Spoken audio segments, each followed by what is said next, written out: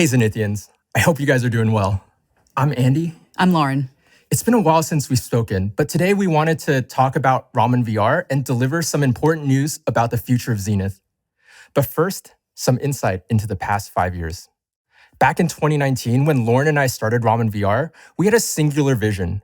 We wanted to combine our passion for JRPGs and anime and our love for VR to create a massively multiplayer online world where people could build connections and friendships that felt as meaningful as the ones that they had in real life. Back in those days, Lauren and I were working out of my sister's basement and not paying ourselves at the time.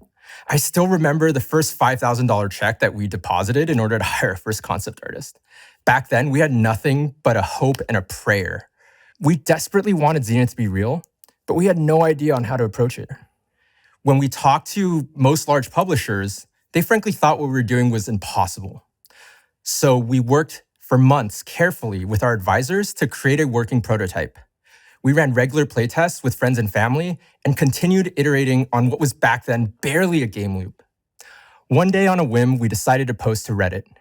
We gained an instant following, and we were humbled by the reception of a basic piece of concept art. But it proved that people wanted this to exist. The market was there, we just had to make the game. When we started charging $19.99 for pre-orders, we were surprised that we were actually able to make a few $1,000s. That conviction and belief in us will stick with us for a lifetime. Later, when we launched one of the most successful gaming Kickstarters of all time, it still felt like we were dreaming. With some of the money we made, we hired our first few devs and concept artists and started full production on Zenith. From day one, Zenith was something we wanted to build alongside the community. That's why we had so many surveys, 7 or 8 testing periods, and made a ton of adjustments based on feedback directly from the Discord. With every successive iteration and reveal, we got more hype from our community, influencers, and VR players, but even we couldn't have anticipated how successful launch day would be. Zenith became the #1 selling game on the Steam store and the #1 game on the Oculus store. We couldn't believe our eyes. After countless sleepless nights and stressful situations, it was the ultimate vindication. In addition to the top rankings on the charts, the user reviews kept rolling in. Not only did people love the game, they were also building meaningful connections within it. Over the last few years, we've seen Zenith marriages, Zenith babies, people getting through depression and conquering their anxiety. It felt like the game was doing everything we hoped it would. I'm way prouder of these stories than anything else we've done. However, behind all of this was a sobering statistic. While a lot of people were playing the game, almost none of them were sticking around. In fact, despite the fact that people said they loved the game, the vast majority of our players were gone in a month. We're losing players faster than we should get new ones. To try to solve this, we went all out on patch development. We shipped many key features in our first patch, including instance dungeons, raids, and the Celestial Throne. We did that while completely ripping out our original backend and rewriting it from scratch. In the years that followed, we tried extremely hard to get our engagement up with a crazy amount of new features and content, all to try to change the equation.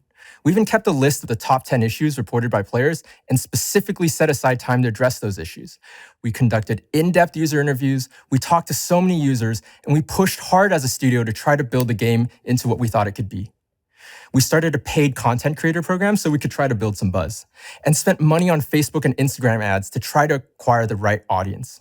But none of that really moved the needle. Despite all of the hard work, the story was always the same.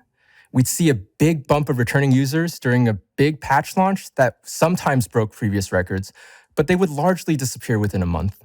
Up until 2023, the game was still breaking even from sales, so we could afford to support it despite the declining user base. However, due to declining sales, at some point last year, we started spending much more money on developing Zenith and keeping the servers up than we were making on it. So in 2023, we decided to make a big Hail Mary bet.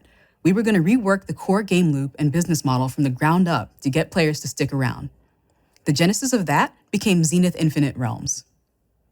Despite our best efforts, 3 new seasons and a 4th one on the way, our user base continues to decline week over week. Ultimately, users just aren't sticking around in Zenith, and we haven't been able to accomplish what we've wanted despite 5.5 years of solid development effort. Hindsight is always 2020.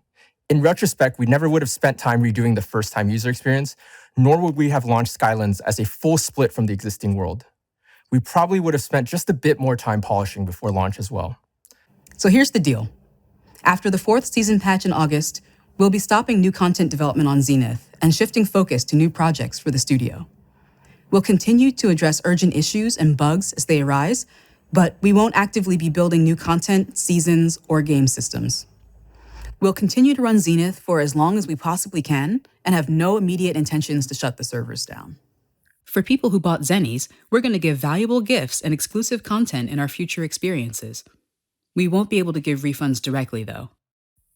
In terms of our Kickstarter backers, we've done everything possible to give out Kickstarter rewards, with the exception of custom weapon grants, which we'll be introducing in the final content patch. For those of you that are still waiting on fulfillment for other rewards, please check out our FAQ for a way to get in touch with our team immediately.